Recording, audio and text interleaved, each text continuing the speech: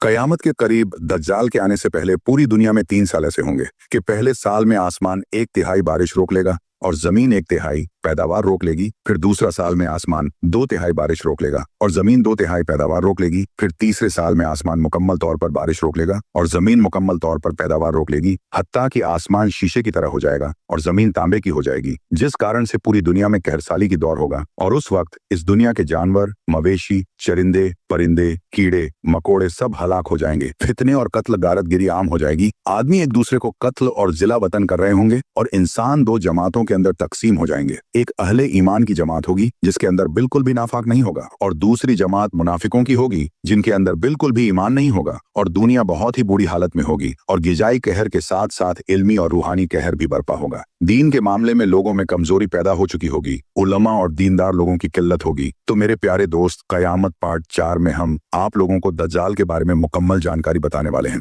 दज्जाल कहां से निकलेगा, दुनिया में कितने दिन रहेगा, उसके साथी कौन कौन होंगे और उसके पावर क्या क्या होगा। तो आप लोगों से गुजारिश है कि इस वीडियो को पूरा जरूर देखें और हाँ, इस वीडियो को एक लाइक, शेयर, कमेंट करके अपने दोस्त और घर वालों को भी जरूर दिखाएं और कयामत से रिलेटेड वीडियो पार्ट 1, 2, 3 भी आप लोग जरूर देखें। तो मेरे भाई, जब से अल्लाह ताला ने हजरत आदम अलैहिस्सलाम को पैदा किया, दुनिया में कोई फितना दज्जाल के फितने से बड़ा नहीं हुआ। और अल्लाह ताला ने जिस नबी को भी इस दुनिया में भेजे हैं, उन्होंने अपनी उम्मत को दज्जाल से डराया। और इस बात में कोई शक नहीं कि अल्लाह तबारक व ताला ने ईमान वालों को किसी न किसी फितने या आजमाइश में मुबतला करके उन्हें आजमाया। और हर उम्मत में ईमान वालों को इम्तिहान लिया गया ताकि इस बात का बखूबी अंदाजा लगाया जा सके कि कौन दिन के साथ मुखबिल है और कौन मुनाफिक। लेकिन हर उम्मत के जिन लोगों ने इस इम्तिहान को पास किया और हक के साथ डटे रहे, वह जन्नत के मुस्तहिक करार पाए। और जिन लोगों ने अल्लाह तबारक व ताला का वाद नियत का इनकार किया और सिर्क के अंदर मुबतला हो गए, वह जहन्नम का ईंधन बन गए। और यह दुनिया जिस तरह इक्तदाम की तरफ बढ़ रही है और वक्त बहुत तेजी के साथ गुजरता चला जा रहा है, इस नफ्शा नफसी के आलम में एक वक्त ऐसा भी आने वाला है जिस वक्त के अंदर हम उम्मतियों को भी आजमाया जाएगा। इस आने वाले दौर के अंदर बहुत सारे फितने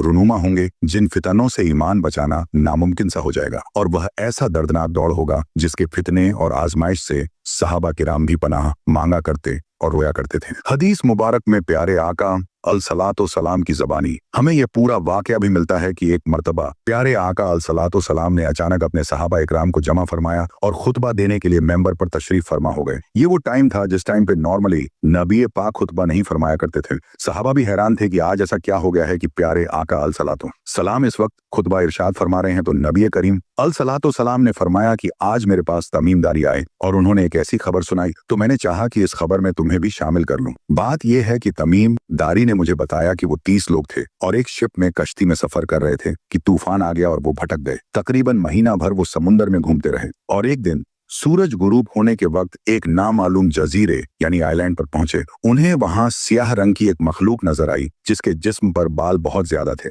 उन्होंने उससे पूछा कि तुम कौन हो? उसने कहा, मैं जासूस हूं। तो साहबा ने कहा कि हमें अपने बारे में कुछ बताओ। उसने कहा कि ना, मैं तुम्हें कुछ बताऊंगा ना तुमसे कुछ सुनूंगा। तुम उस बुत खाने में जाओ, वहां एक शख्स तुम्हारा बड़ी बेचैनी से इंतजार कर रहा है, वही तुम्हें कुछ सुनाएगा और बताएगा भी। फिर वो सब अंदर चले गए। वहां एक शख्स सख्ती के साथ जंजीरों में जकड़ा हुआ था। उसने पूछा कि तुम लोग कौन हो और कहां से आए हो? तो सहाबा इकराम ने जवाब दिया कि शाम से आए हैं। फिर उनसे पूछा कि अरब का क्या हाल है और एक शख्स वहां पैदा होना था, उसका क्या हाल है? यानी नबी पाक अलसलातो सलाम के बारे में पूछा सहाबा। इकराम ने कहा कि वो अच्छे हाल में हैं और इब्तिदा में उनकी मुखालिफत हुई, मगर अब तो तमाम अरब पर वो गालिब हो गए हैं और सारा अरब एक दीन खुदा को मानने वाला हो गया है। उसने कहा, अच्छा जगर के चश्मे का क्या हाल है? उन्होंने जवाब दिया कि वो भी अच्छी हालत में है, लोग उससे पानी पीते हैं, उसे खेती बाड़ी भी करते हैं। फिर उसने पूछा कि ओमान और बसान की खजूरों का क्या हाल है? उन्होंने कहा कि उसमें हर साल फल आते हैं। यह सुनकर उस शख्स ने 3 चीखें मारी और बोला कि मैं दज्जाल हूँ, अनकरीब में आजाद हो जाऊंगा और जमीन का चप्पा चप्पा घूमूंगा और उसका कोई हिस्सा नहीं छोड़ूंगा सिवाय तैबा शरीफ के, क्योंकि मुझ में वहां जाने की ताकत व पावर ना होगी। नबी पाक अलसलातो सलाम ने और फरमाया, मैं आखिरी नबी हूं और तुम बेहतरीन उम्मत, इसलिए वह लामलाहा तुम्हारे ही अंदर निकलेगा। अगर वह मेरी मौजूद जिंदगी में निकला तो हर मुसलमान की तरफ से उसका मुकाबला करने वाला मैं हूं, और अगर मेरे बाद निकला तो हर मुसलमान अपना दिफा खुद करेगा और अल्लाह हर मुसलमान का मुहाफिज वो निगहबान होगा। वह शाम व इराक के दरमियान एक रास्ते पर नमूदार होगा, बस वह दाएं बाएं हर तरफ फसाद फैलाएगा। ए अल्लाह के बंदो, तुम उस वक्त साबित कदम रहना। मैं तुम्हारे सामने उसकी वह अलामात बयान किए देता हूँ जो मुझसे पहले किसी नबी ने बयान नहीं की। वह सबसे पहले तो यह दावा करेगा कि मैं नबी हूँ, हालांकि मेरे बाद कोई नबी नहीं। फिर यह दावा करेगा कि मैं तुम्हारा रब हूँ, मगर उसे देखने वाले को पहली ही नजर में ऐसी 3 चीजें नजर आ जाएंगी जिनसे उसके दावे की तकसीब की जा सकती है। एक तो यह कि यह आंखों से नजर आ रहा होगा, हालांकि अपने रब को मरने से पहले नहीं देख सकते, तो उसका नजर आना ही इस बात की दलील होगा कि वह रब नहीं। और मदीना मुनव्वरा की बाज रिवायत की रोशनी में यह बात भी कही जाती है कि दज्जाल को हजरत सुलेमान अलसलातो वसलाम ने कैद किया था, और हदीस पाक के मुताबिक ये मशरिक यानी ईस्ट की साइड मौजूद है। इसलिए दज्जाल इस दुनिया में पैदा नहीं होगा, बल्कि वह पहले से ही इस दुनिया में मौजूद है। तभी तो दज्जाल ईस्ट की साइड यानी मशरिक की तरफ से एक असबान या खुरासान नामी शहर से निकलेगा। और दज्जाल देखने में एक जवान मर्द होगा, लंबा कद होगा, जिस्म बहुत मोटा होगा, एक आंख से काना होगा और एक कानी आंख ऐसी होगी जैसे फूला हुआ अंगूर, और जबकि उसकी एक आंख खून आलू होगी। उसका सीना चौड़ा होगा और जरा सा अंदर की तरफ धंसा हुआ होगा। दज्जाल की पेशानी चौड़ी होगी और दोनों आंखों के दरमियान काफ फारा यानी काफिर लिखा होगा, जिसे हर मुसलमान पढ़ सकेगा, चाहे उसे पढ़ना आता हो या ना आता हो। और उसके जिस्म पर बहुत ज्यादा बाल होंगे और उसके बाल गुड़िए होंगे। उसके दोनों कानों के दरमियान हाथों का फासला होगा, उसकी दोनों पिंडलियों के दरमियान फासला होगा, और उसके दोनों पांव का अगला हिस्सा एक दूसरे से करीब और टट्टों यानी टखनों की तरफ से फासला होगा, जिसकी वजह से ये बहुत अजीबो गरीब दिखेगा। जहां नजर पड़ेगी वहां उसका कदम पहुंचेगा। उसकी सवारी बहुत ज्यादा बालों वाला गधा यानी डोंकी होगा, और वह उस वक्त खुदा होने का दावा करेगा। लेकिन वो यह काम बिल्कुल स्टार्ट में नहीं करेगा, बल्कि शुरू में खुद को मोमिन जाहिर करेगा और लोगों को भलाई की तरफ बुलाएगा, फिर नबूवत का और खुदा होने का दावा करेगा। और उस वक्त दज्जाल के लश्कर में 70,000 इस्महान के यहूदी होंगे और 13,000 उनकी औरतें, और साथ साथ वो लोग भी होंगे जो यहूदियों के ताबे होंगे। उसके साथ शयानियों में उससे कहेंगे, ए दज्जाल, हमसे जो चाहे काम करवा ले, हम तेरी मदद करेंगे। तो दज्जाल कहेगा कि लोगों में फैल जाओ, मेरा खूब चर्चा करो कि मैं रब हूँ। ये बोलकर जमीन के सफर पे निकलेगा और जमीन पर 40 दिन रहेगा, जिनमें से एक दिन 1 साल के बराबर होगा, और एक दिन 1 माह के बराबर, और अगला दिन 1 हफ्ते के बराबर, जबकि बाकी दिन साल के आम दिनों की तरह होंगे। इस मुद्दत में दज्जाल अपने गधे पर सवार होकर सारी दुनिया का चक्कर लगाएगा। गधे का जिस्म इतना बड़ा होगा कि दोनों कानों के दरमियान का जो फासला होगा वह 40 हाथ के बराबर होगा, और उसके डोंकी की जो रफ्तार होगी वह यह आलम होगा कि एक कदम उठाएगा तो 1 माइल तय कर लेगा, और रुएदा सहरा और पहाड़ी इलाका ऐसा बाकी नहीं बचेगा जहां वो ना जाएगा, और उस वक्त उसके लिए जमीन को लपेट दिया जाएगा। वह सिर्फ 40 दिन में पूरी दुनिया का चक्कर लगाएगा, सिवाय हरमैन शरीफ के जमीन से खजाने निकालेगा, और खजाने उसके पीछे चलेंगे। उसके एक हाथ में जन्नत होगी और दूसरे हाथ में दोजख। इसकी दोजख हकीकत में जन्नत होगी और जन्नत हकीकत में दोजख होगी। तरह तरह के शब्द यानी ट्रिक्स के जरिए लोगों का ईमान बर्बाद करने की कोशिश करेगा। दज्जाल के फॉलोअर्स के अलावा बाकी लोग सख्त तकलीफ में होंगे। इल्म दीन की इंतहा कमी होगी, लेकिन फिर भी डिबेट करने की नीयत से एक नेक मोमिन उसकी तरफ आएगा,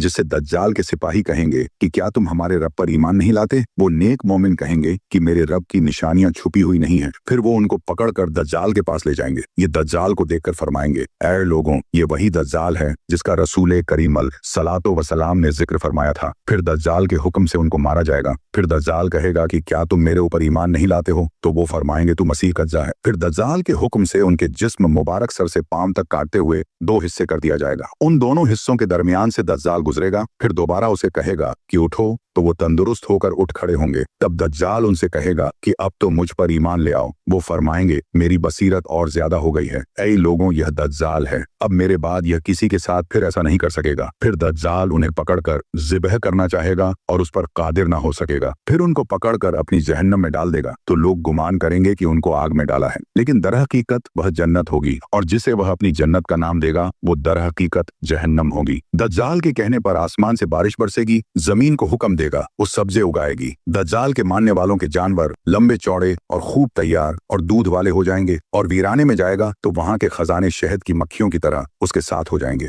इस किस्म के बहुत से शब्द, बड़ी बड़ी ट्रिक्स दिखाएगा। दर हकीकत में ये सब जादू के करिश्मे होंगे, हकीकत से कोई ताल्लुक नहीं होगा, इसलिए कि उसके वहां से जाने के बाद लोगों के पास कुछ भी नहीं रहेगा। खजाने भी दिखाएगा, बहुत सारी और चीजें भी होंगी, लेकिन जब दज्जाल वहां से जाएगा तो पीछे सब चीजें दोबारा खत्म हो जाएंगी। और इस तरह पूरी दुनिया में चक्कर लगाते हुए मक्का मुकर्रमा और मदीना तैयबा के करीब पहुंचकर अंदर दाखिल होने का कोशिश करेगा, लेकिन फरिश्तों का पहरा होने की वजह से उनमें दाखिल ना हो सकेगा। तो फिर मदीने के बाहर दलदली जमीन में पड़ाव करेगा। तो उस वक्त मदीन पाक में जलजले के 3 झटके आएंगे, जिसकी वजह से हर काफिर और मुनाफिक वहां से भाग कर निकलेगा और दज्जाल से जा मिलेगा। उस रोज मदीने पाक हर हर मुनाफिककार मर्द औरत से खाली और पाक हो जाएगा। इसलिए उस दिन का नाम यमल खलास है। दज्जाल से मिले हुए मुनाफिकीन शयानों की वजह से अहले ईमान सख्त परेशान और तंगी के आलम में भागकर दुखन नामी एक पहाड़ में पनाह लिए हुए होंगे, लेकिन दज्जाल उनका पीछा करके पहाड़ का घेराव करेगा और उस वक्त अहले ईमान सख्त तकलीफ और भूख में मुब्तला होंगे। तब अल्लाह पाक हजरत ईसा सलातो सलाम को नाजिल फरमाएंगे। दोस्तों, ये वो टर्निंग पॉइंट होगा कि तमाम तकलीफों के बाद अहले ईमान की फिर मदद की जाएगी। हजरत ईसा अलैहि सलाम के जरिए उस टाइम दज्जाल हजरत ईसा अलैहि सलाम को देखते ही ऐसे घुलने लगेगा जैसे पानी में नमक घुलता है। फिर आप अल सलातो सलाम दज्जाल को मकाम लूत पर कत्ल करेंगे और उसके फॉलोअर्स में से एक भी किसी को भी जिंदा नहीं छोड़ेंगे। फिर एंट्री होगी याजूज माजूज की। तो subscribe your channel Qayamat part 5 देखने के लिए। और हाँ, दज्जाल के फितनों से अल्लाह पाक हम सबको महफूज फरमाए। आमीन। तो कमेंट में आप लोग भी आमीन जरूर लिखें। Thanks to watch this video. अस्सलामु अलैकुम व रहमतुल्लाहि व बरकातहू।